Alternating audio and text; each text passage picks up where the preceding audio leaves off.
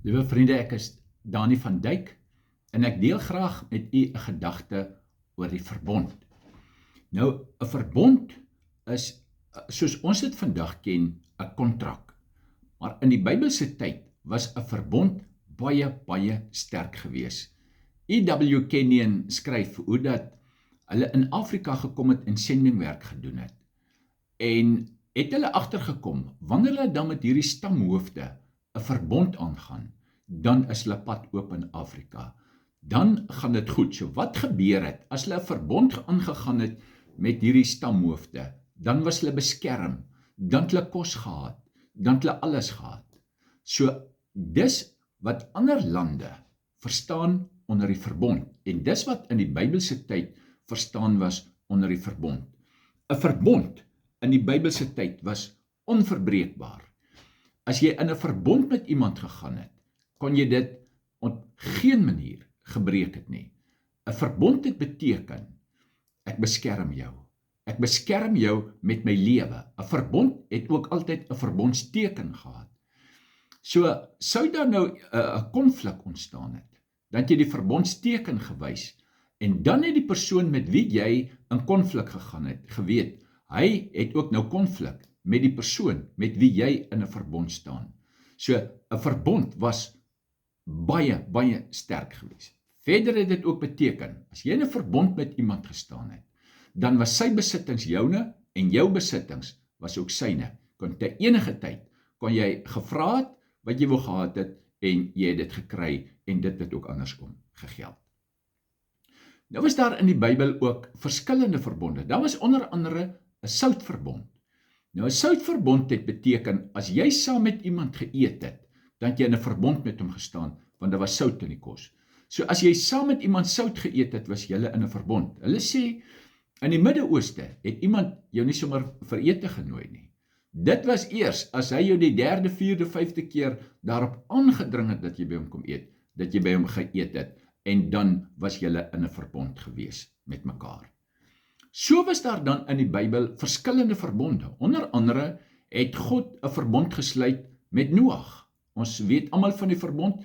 Die verbondsteken sou wees die reënboog wat daar in die hemel is. En God het dan vir Noag beloftes gemaak. Dit was verbondsbeloftes gewees by daardie verbond. En so het God dan met Dawid 'n verbond gesluit. Maar dan, in Genesis 15, lees ons, kom God en hy sluit met Abraham 'n verbond. Dis die bloedverbond. Nou van al die verbonde was 'n bloedverbond die sterkste. Nou 'n bloedverbond kon jy slegs gebreek het deur die dood. Daar was geen ander manier gewees nie.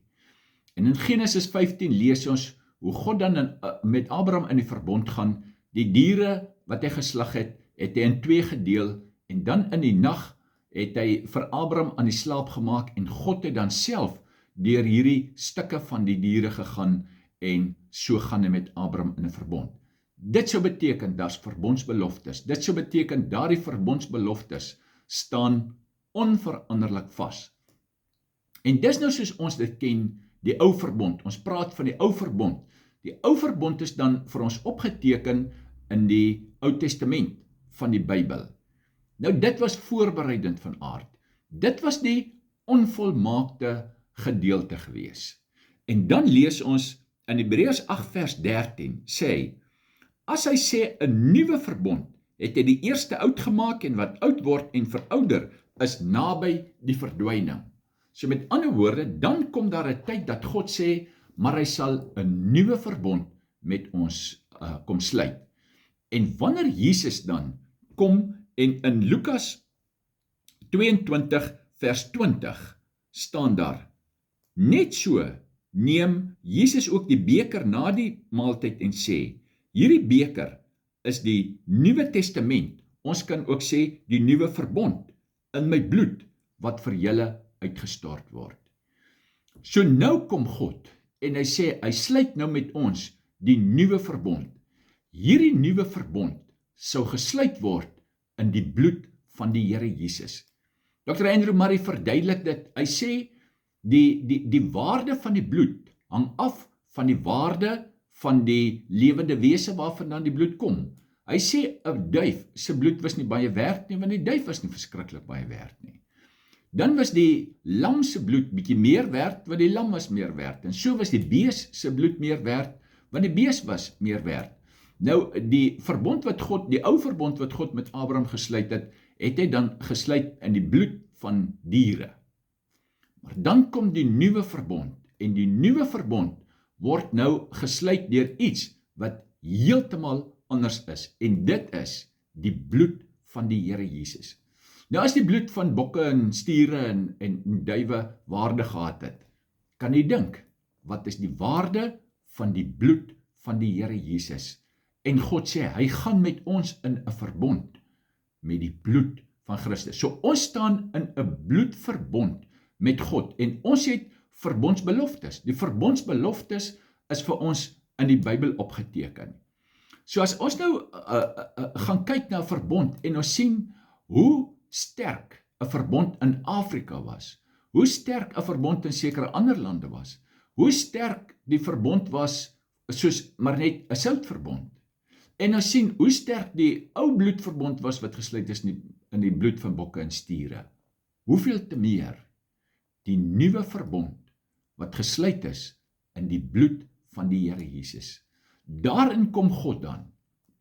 In die eerste plek, wis hy al ons sonde uit. Dit is vergewe, verlede, hede en die toekoms. Daarin kom elke belofte, dit is te veel om te noem, wat die beloftes alles is, wat ons is in hierdie verbond. En ons het die beskerming, ons het die voorsiening. God beloof vir ons die voorsiening, hy beloof vir ons elke belofte, hy beloof vir ons dit wat ons vra, dit sal ons kry, want ons staan in 'n verbond. So, nou weet ons, wanneer ons dan tot God nader, na God toe gaan, dan gaan ons op grond van die bloed. Nou, daar's baie dinge rondom die bloed wat baie belangrik is. Onder andere, dat die bloed praat. Die bloed praat. Kyk, in Genesis, toe Kain vir Abel doodgeslaan, en God sê vir Kain, die bloed van Abel roep. Die bloed van Abel het geroep na die hemel. En dan kom ons, en ons lees in Hebreërs, daar staan, die bloed van Christus spreek van beter dinge as die bloed van Abel. So die bloed van Abel het geroep om vergelding, maar die bloed van Christus roep om versoening. En nou gaan ons nie op grond van ons eie verdienste, of op grond van ons eie werke, of op grond van dit wat ons kan doen nie.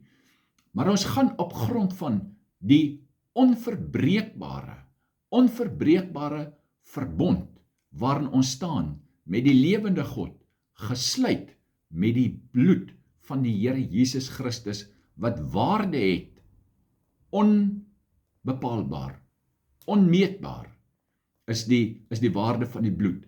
So, wanneer ons dan na God toe gaan ons met daardie bloed, wat waarde het, en dis die grond vir ons versoek, wat ons neerlê, vir ons aanbidding, en vir ons gemeenskap. Die Bybel sê vir ons, deur die bloed het ons naby gekom.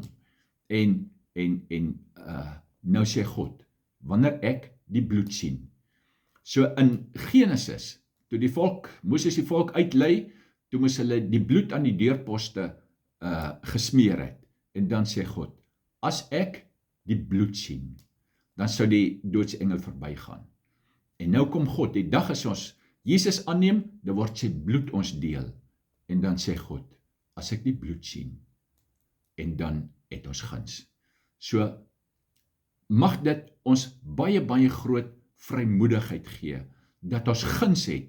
Ons vra nie vir guns het, toe ons Jesus gevind het ons guns gevind, het ons genade gevind, het ons gebedsverhoring gevind, het ons voorsiening gevind, het ons vrede gevind in Christus op grond van die verbond. So ons staan vanaand in verbond met die God wat alles besit en wat enige iets kan doen. Mag die Here dit in u hart baie goed inbrand en graveer dat dit ons grond is, en mag die seën van die Here op u baie ryklik rus. Die Here seën u.